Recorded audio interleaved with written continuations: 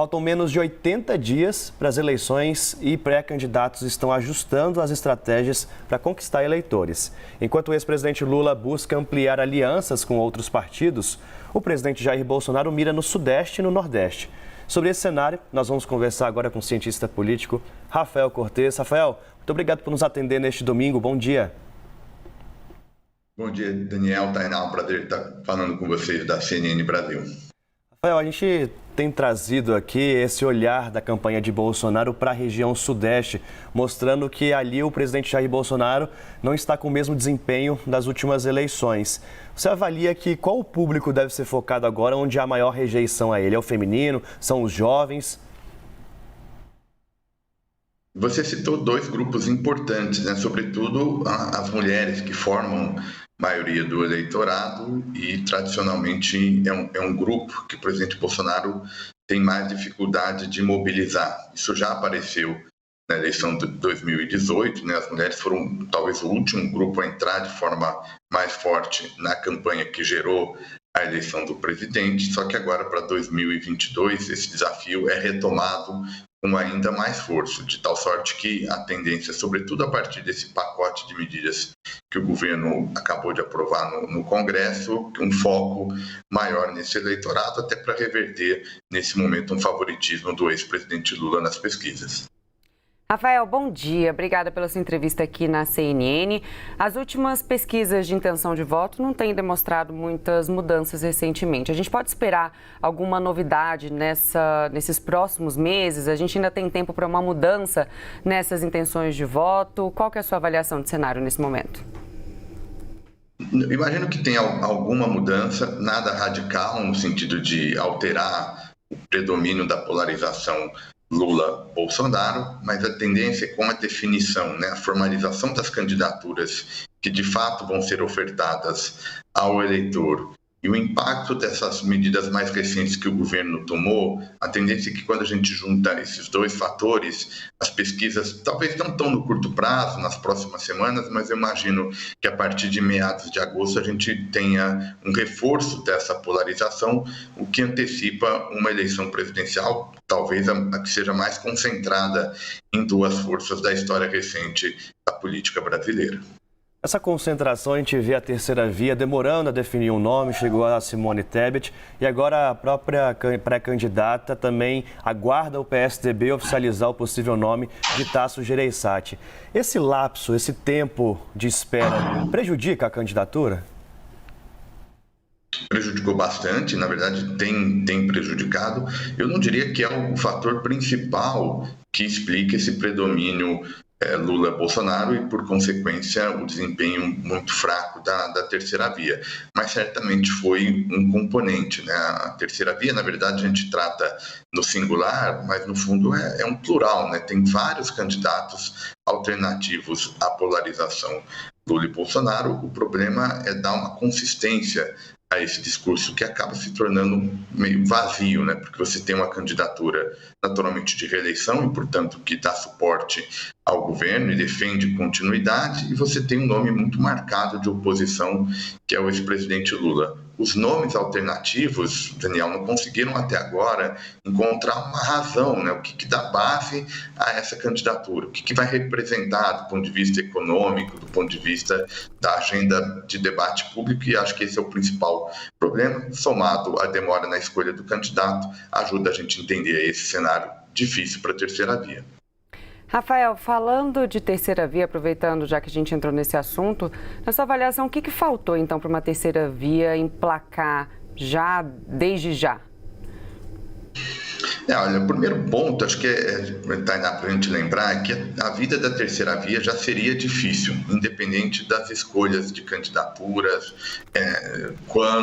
enfim, porque a eleição presidencial, historicamente, ela concentra força nos dois principais nomes. Há uma tendência, de fato, desde 2018, por exemplo, né, de concentração dos candidatos mais favoráveis. O que acho que faltou, na minha leitura, é um posicionamento claro desses partidos que integram o campo, que querem desenhar uma terceira via, de aparecer para o eleitorado com uma bandeira mais forte, né? Uma parte, por exemplo, da agenda do governo foi aprovada com o apoio dos partidos da terceira via. Bom, se o sujeito quer pedir voto, né, se um partido quer pedir voto, olha no cenário e aí ele vota do mesmo jeito que o governo, fica muito difícil dele se destacar. E aí, naturalmente, quem está gostando da agenda apresentada tende a dar suporte ao presidente Bolsonaro. Então, acho que essa falta de colocação de uma bandeira, de uma imagem que tem apelo entre o eleitorado é talvez pecado capital aí que a terceira via cometeu e deve resultar num desempenho complicado aí pensando na eleição de 22. O presidente Jair Bolsonaro conseguiu, nesta última semana, um grande trunfo nesse período de 3 meses das eleições, que foi a aprovação da PEC dos benefícios. Se começar a ser pago em agosto, Rafael, você avalia que deve demorar ainda para a população associar esse aumento a ele e talvez isso também repercutir nas próximas pesquisas?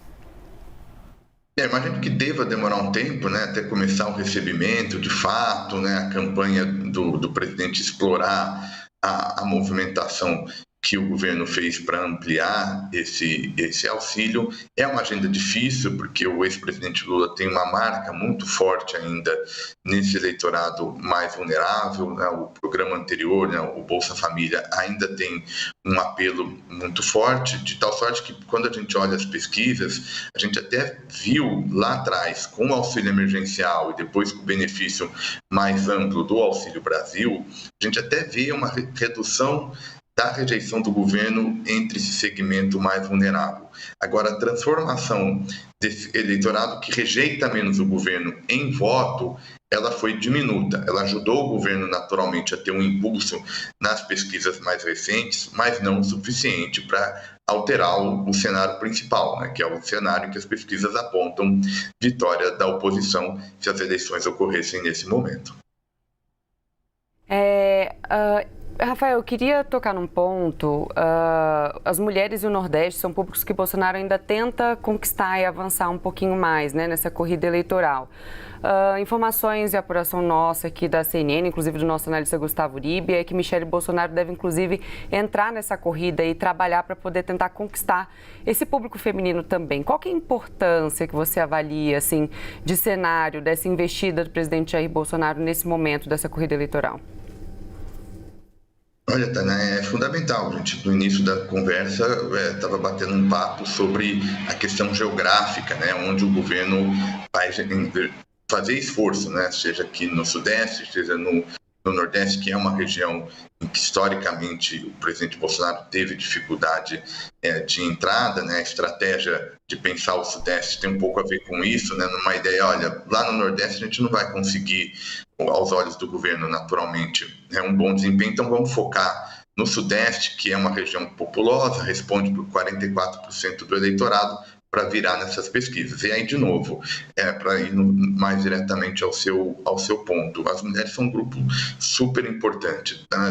Nessa eleição. As pesquisas mostram uma vantagem expressiva do ex-presidente Lula e de tal sorte que o governo vai encontrar uma mensagem mais forte, né? Porque em 18 a coisa começou a reverter entre as mulheres, esse apoio do presidente Bolsonaro entre as mulheres começou a reverter por ocasião da facada, né, que o presidente sofreu, então, na campanha de 18. Isso deu uma exposição muito forte a ele numa outra condição. Isso ajudou na entrada nesse eleitor. Agora, 2022, a gente não tem esse efeito, então o esforço do governo tem que ser bastante significativo. Rafael, em países vizinhos aqui na América Latina, a gente acompanha uma mudança de presidentes, a esquerda voltando ao poder em muitos países. A que você atribui esse movimento e vê indícios de que isso pode ocorrer aqui também no Brasil? Certamente. A gente tem uma série de estudos, né? Tem uma série de pesquisadores que tentam associar o ciclo eleitoral em cada país ao desempenho da economia internacional, sobretudo pelo canal das commodities, né? Dado que os países da América Latina têm uma pauta exportadora e, portanto, um crescimento muito afetado pelo preço das commodities. E aí tem uma ideia de que em períodos mais difíceis no cenário internacional, a taxa de reeleição costuma ser reduzida. Então, como a gente estava vindo de um ciclo, tá, de alguns países de centro-direita, a emergência de uma nova política, né, na ideia de uma crise dos partidos, a tendência agora é que a gente tenha uma série de mudanças com os ventos soprando em direção a candidatos de orientação mais de centro-esquerda, o que é, no certo sentido, tradutor do jogo democrático, né? O governo desempenha mal, aumenta as chances de troca, né? E acho que isso tem um efeito aqui no Brasil, então não é por acaso que o governo vai ter que reconstruir essa reeleição, porque o sentimento natural do eleitor no início da campanha, em sua maioria, na minha leitura, vai em direção à troca e, portanto, um favoritismo da oposição. Rafael, diante das pesquisas de intenção de voto que a gente tem até agora, na sua avaliação, quais as chances de a gente ter uma eleição definida já no primeiro turno? Elas existem, não me parece que é o cenário mais provável, mas, enfim, a probabilidade não é nada desprezível, inclusive a depender dessa composição. Tainá, você mencionou no começo da nossa conversa a construção das alianças, seja pela oposição, seja pela campanha de reeleição, e o resultado dessas alianças pode ser bastante importante para essa definição em primeiro ou em segundo turno. Fundamentalmente, o cenário de vitória em primeiro turno, independente do lado que seja, mas certamente com maior probabilidade nesse momento de vitória do ex-presidente Lula, é que a gente tem o chamado voto estratégico, ou numa linguagem mais informal, o voto útil, né? Que em geral é feito no segundo turno, mas que eventualmente pode ser antecipado, ou seja, aqueles eleitores que rejeitam o governo, mas que não naturalmente escolhem o ex-presidente Lula, eventualmente, com o passar da campanha, podem fazer essa antecipação e aí dar um impulso final para a candidatura do petista, embora eu acho que isso é um cenário difícil, né? Porque o poder da caneta, né, o poder do governo é muito importante em ano eleitoral, mas de todo modo essa é uma das grandes questões que a gente vai estar debatendo, e eu imagino que as pesquisas vão estar lá sempre mostrando uma probabilidade, né? Vai ser definido até o final.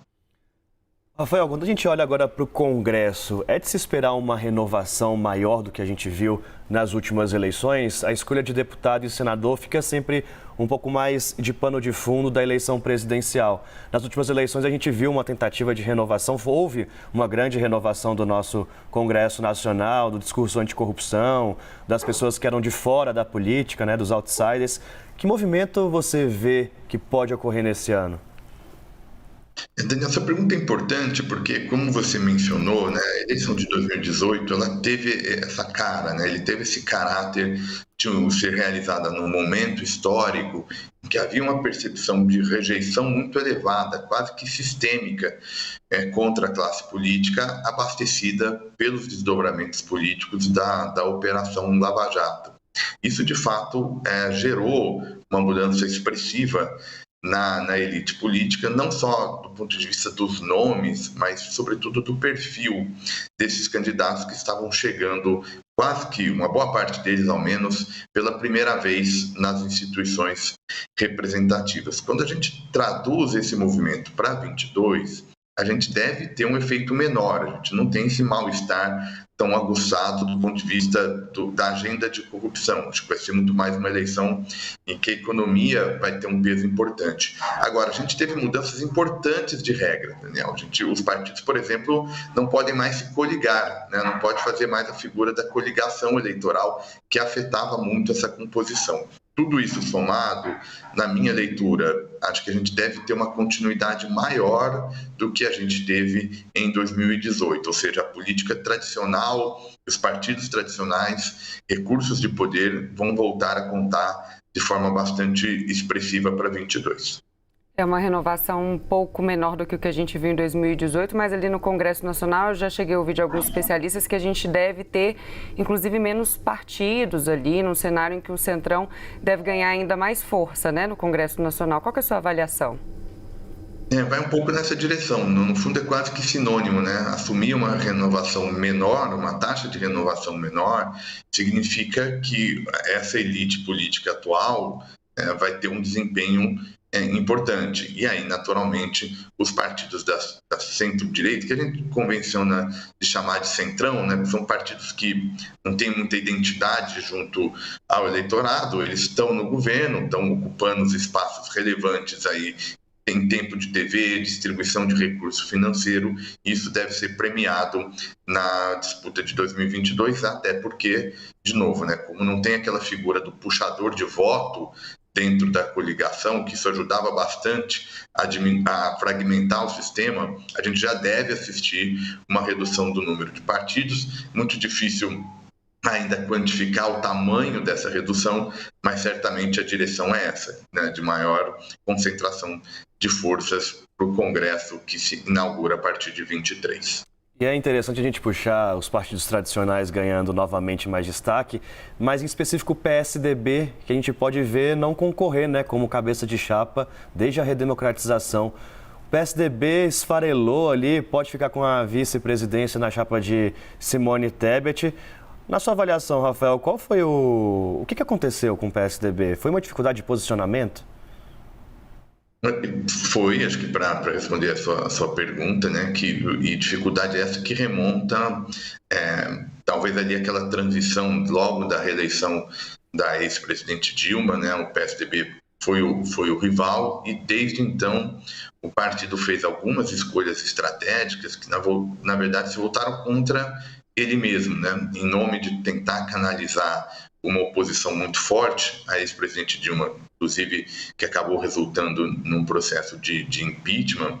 Em nome de canalizar essa oposição, o PSDB acabou abrindo um mercado eleitoral, né, para usar uma expressão que a gente comumente mobiliza para pensar eleição, que foi o mercado da centro-direita, né? Um mercado que o PSDB organizava, foi mudando um pouco o perfil desse eleitor, a eleição foi ficando mais radicalizada, o eleitor foi demandando um outro tipo de mensagem que o partido não conseguiu se adaptar. Inclusive, Daniel, se me permite estender um pouco o ponto, eu diria que essa foi talvez a mudança mais relevante no sistema partidário brasileiro, a herança daquele período de 18, porque basicamente a gente alterou o tipo de conflito, né, o debate público, né, entre os partidos mais relevantes que disputam a eleição presidencial, se alterou bastante. Na minha leitura, o PSDB vai ter muita dificuldade, se é que vai conseguir recuperar esse protagonismo, senão vai ser mais um desses partidos satélites, né, que disputam eleição, mas olhando nos estados e não na competição presidencial. Rafael, voltando um pouquinho do que a gente estava comentando da configuração do Congresso Nacional, com uma figura ali, com centrão, né, majoritário ali compondo o Congresso Nacional, você acredita que se porventura foi eleito um candidato de esquerda, ele pode enfrentar dificuldades para conseguir avançar seus projetos ali no Congresso Nacional? O que você avalia de cenário se porventura foi eleito um candidato de esquerda? É interessante até por causa da presidência da Câmara, com Arthur Lira, que fica ainda, né? Exato. Acho que, Tainá e Daniel, esse ponto tem muito a ver com a agenda, né? A depender da agenda que eventualmente esse governo de esquerda coloque ao Congresso, vai ter dificuldade sim de aprovação. Dá para esperar um desempenho melhor da esquerda na eleição de 2022, até ancorado na candidatura do ex-presidente Lula, mas difícil imaginar um cenário em que consiga maioria, né, pensando na aprovação de projetos. Então, vai depender da agenda a maior ou menor dificuldade. Outro elemento importante foi o que o Daniel fez menção na pergunta, né? Quem é que vai comandar a Câmara e também o Senado, se vai ser um membro da coalizão desse governo de esquerda ou a gente vai ter uma espécie de divisão entre os poderes. E aí, nesse caso, a demanda por negociação vai ser ainda maior, vai limitar ainda mais o que esse governo de esquerda pode implementar. Seja como for, eu acho que independente do nome que vencer em 2022, a tendência é um ano muito difícil do ponto de vista político. Em parte pelo reflexo de uma economia que tem uma tendência de desaceleração, mas em parte por conta da reconstrução desse cenário político muito marcado por tensão, por radicalização. Isso leva tempo e antecipa aí um cenário difícil para o ano que vem. Ou seja, continuaremos trabalhando e muito, né, Rafael? Nós, jornalistas, vocês, cientistas políticos. Muito obrigado, viu, pelas análises aqui na CNN neste domingo. Volto sempre. Eu que agradeço, Daniel, Tainá. Possivelmente teremos novos domingos aí para a gente pensar bastante sobre política. Já agradeço mais uma vez a oportunidade. Um bom dia a vocês e aos telespectadores da CNN Brasil. Obrigada, Rafael. Bom dia.